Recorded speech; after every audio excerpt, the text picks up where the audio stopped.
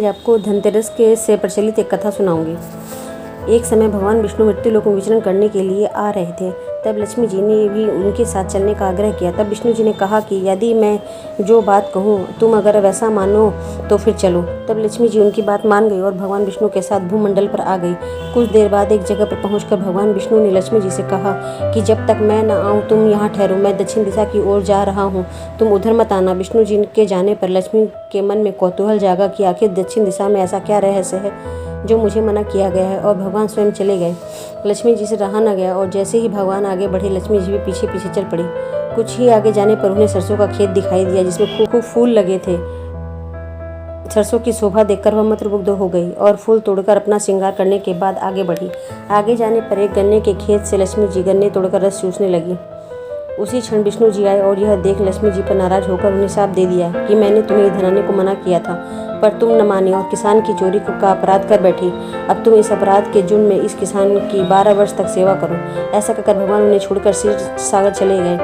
तब लक्ष्मी जी उस गरीब किसान के घर रहने लगी। एक दिन लक्ष्मी जी ने उस किसान की पत्नी से कहा कि तुम स्नान कर पहले मेरी बनाई गई इस देवी लक्ष्मी का पूजन करो, फिर रसोई बनाना, तब तुम जो मांगोगी मिलेगा। किसान की पत्नी ने ऐसा ही किया। पूजा के प्रभाव से लक्ष्मी जी की कृपा से किसान का घर दूसरे ही दिन अन्न धन रत्न स्वर्ण आदि से भर गया।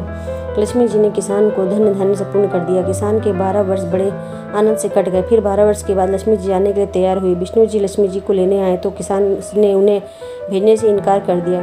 तब भगवान ने किसान से कहा कि इन्हें कौन जाने देता है, यह तो चंचला है, कहीं नहीं ठहरती, इनको बड़े बड़े नहीं रोक सके। इनको मेरा शाप था, इसलिए 12 वर्ष से तुम्हारी सेवा कर रही थी। तुम्हारी 12 वर्ष की सेवा का समय पूरा हो चुका है। किसान हठपूर्वक बोला कि नहीं, अब मैं लक्ष्मी जी को नहीं जाने दूंगा। तब लक्ष्मी जी ने कहा कि हे किसान, तुम मुझे रोकना चाहते हो तो जो मैं कहूँ वैसा करो। कल तेरस है, तुम कल घर को लीप पोत कर स्वच्छ करना, रात्रि में घी का दीपक जलाकर रखना और सायंकाल मेरा पूजन करना और एक तांबे के कलश में रुपये भरकर मेरे लिए रखना। मैं उस कलश में निवास करूंगी, किंतु पूजा के समय मैं तुम्हें दिखाई नहीं दूंगी। इस दिन की पूजा से वर्ष भर के तुम्हारे घर के से नहीं जाऊंगी। यह कहकर वह दीपकों के प्रकाश के साथ 10 दिशाओं में फैल गई। अगले दिन किसान ने लक्ष्मी जी की कथा अनुसार पूजन किया। उसका घर धन धान्य से पूर्ण हो गया। इसी वजह से हर वर्ष तेरस के दिन भी लक्ष्मी जी की पूजा होने लगी।